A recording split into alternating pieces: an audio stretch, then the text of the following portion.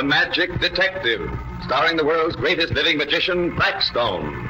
He tells you the inside story of the accusing corpse. And right after the story, Blackstone will explain tricks that you yourself can perform. Reveal the guarded secrets of the world's greatest living magician.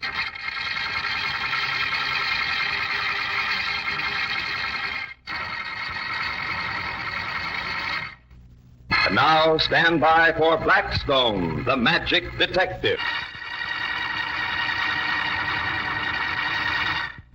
Blackstone. Rhoda. That's funny. No one seems to be here.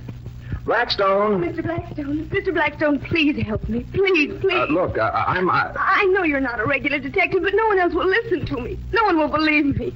Oh, Mr. Blackstone, Look, I'm Alan Kent. I'm not... Where is he? Where is Mr. Blackstone? I was just looking for him myself. He doesn't seem to be around right now. Oh, no, come on, stop. I mean, gosh, don't cry like that. Look, there, stop it. Oh, Blackstone, thank heaven you're here. Why, what's the matter? What on earth have you been doing to make this poor girl cry like this? You ought to be ashamed of yourself, Alan. Mr. Blackstone, you've got to help me. I know it was murder, I know it. But the doctor says it was a heart failure, and there was no motive, and even the autopsy didn't prove anything.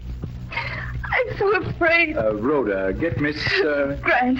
Janet Grant. Get Miss Grant a glass of water, and then we'll see what we can do to help. Here you are. Thank you.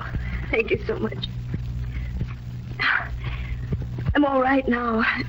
I'm sorry to have broken down like this, but you were my last hope, and when you weren't here, Well, he's here now. Now, suppose you tell me what this is all about. Have you ever been frightened? Really frightened, I mean. I certainly have. I think everyone has sometimes in their lives. I'm frightened now. What's the matter? You said something about murder and an autopsy. It is murder. Now, who was murdered? My Aunt Maisie. She died at midnight the day before yesterday. She went to bed and never woke up. Was she an old woman? Yes, very. Well, isn't that a perfect way to die, just to go to sleep? She was murdered, I tell you. Murdered in cold blood. I don't know how I know it, but I do. When I go into her house, there's something evil there. Something wicked and unknown and evil. You say there was an autopsy. Yes. I had this feeling of evil so strongly that I had an autopsy performed. But the doctors found nothing? Nothing. Well, who would want to kill your aunt? Who would benefit by her dying? I'm the only person who inherited. Well, did she leave very much? Very little. She'd had a great many old family jewels, but they're all gone now. Gone? What do you mean by that? During the last years of her life, Auntie was, well, eccentric. She gave away most of the jewelry. She gave it to strangers, to people who did her small favors, just anybody. There's nothing left. Did you ever know any of the people she gave the jewelry to? No. The only way I found out about it was when Miss Ella asked me to try to stop her. Miss Ella? Auntie's housekeeper. Oh. Only she was more than that. She was a companion, a nurse, a friend, everything. She came and told you about the gifts of jewelry. Well, what did you do? I went and talked to Auntie about it. She denied it. She didn't like to have the jewelry discussed. She thought you were trying to get it away from her? I wasn't, though. When was your aunt's funeral? It's tomorrow. That's why I had to come and see you today. It's the last chance. Well, could we see your aunt? Why, yes, I guess so. She's lying out at the old house now. Miss Ella is keeping watch. Get your hat, Rhoda.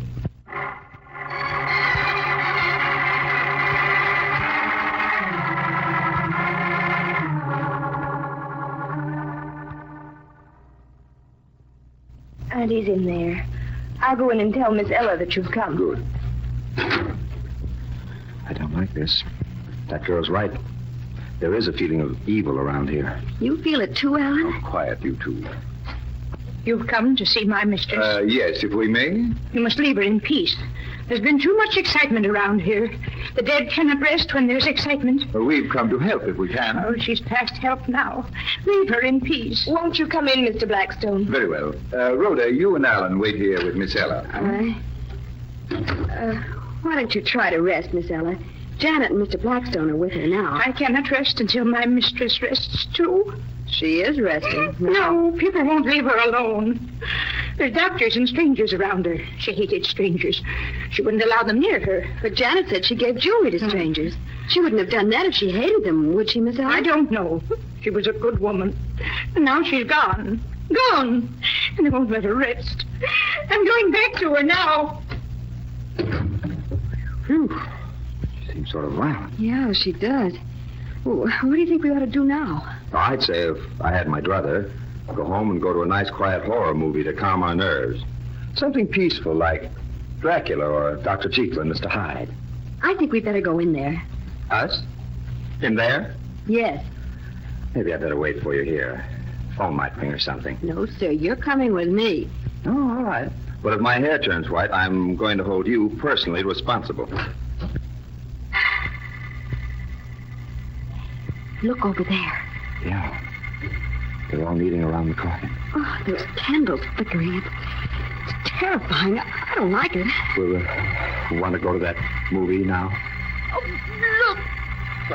The corpse. The corpse is moving. She's pointing. No, why are you sitting up? Stop it, I tell you. You're dead. Oh, you can't rise from the dead to accuse me. The dead cannot talk. She's accusing you, Miss Ella. No. She says you killed her. No. Look at her finger. It's pointing at you. Yes, I killed her. I killed her, and I'm glad. I'm glad. She deserved to die. She was cruel. Cruel. I killed her. I killed her. Why did you kill her, Miss Ella? She didn't need the jewels. She didn't want them. She never wore them. But they meant everything to me.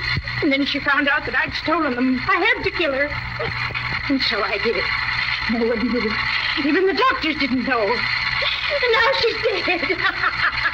I'm glad. Glad.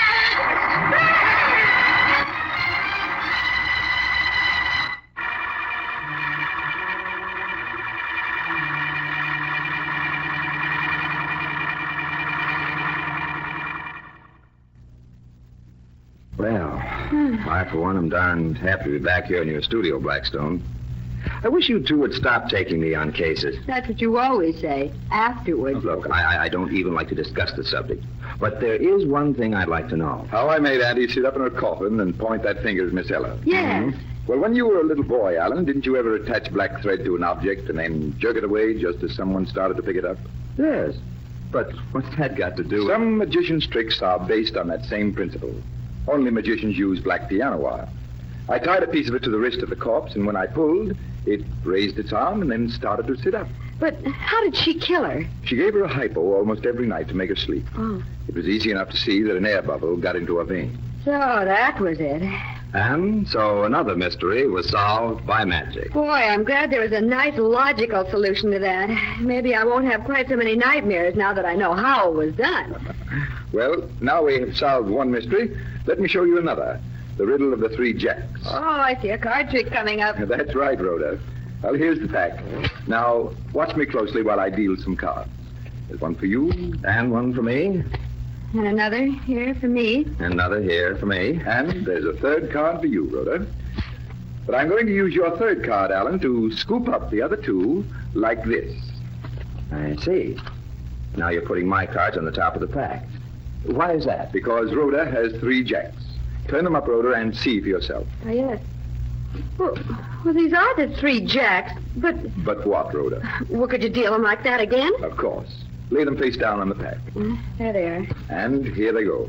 1 to the left, 1 to the right, 1 to the left, 1 to the right, 1 to the left. And with the next card, I scoop up the 2 on the right and put them back on the pack.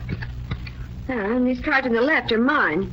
Do you mean there'll be 3 jacks again? They are the 3 jacks, Rhoda. Look at them. Yes, the jacks. I'll lay them face down on the pack again and watch me deal. Slowly this time, so there can be no trickery. 1 to me, 1 to Alan, 1 to me, 1 to Alan, 1 to me. And now I use the 6th card to scoop up Alan's other 2. And are my 3 cards the jacks? They are, Rhoda. But it can't be possible. But they are the jacks. Say, Blackstone, can anybody do that trick? Oh, why, of course, Alan. And if Rhoda can't think it out in the next few minutes, I'll be back to explain how it's done.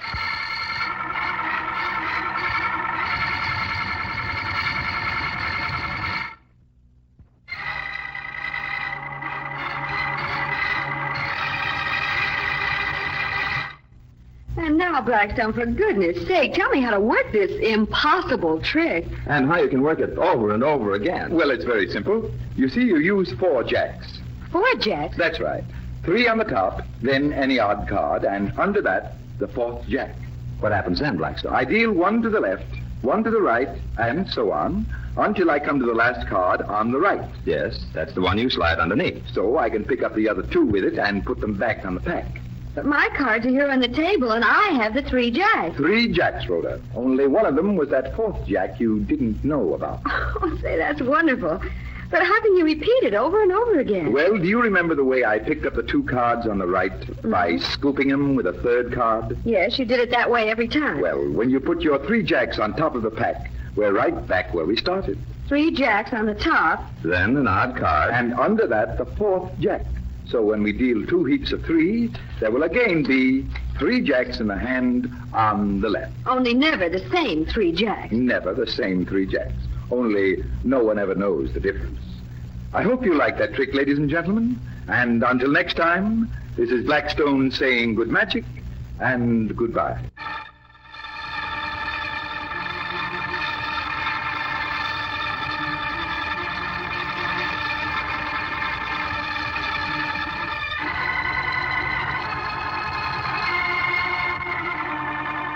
Be with us next time when the world's greatest living magician, Blackstone, tells us the story of death-defying death and explains more tricks that you yourself can perform. Listen in again to Blackstone, the world's greatest living magician.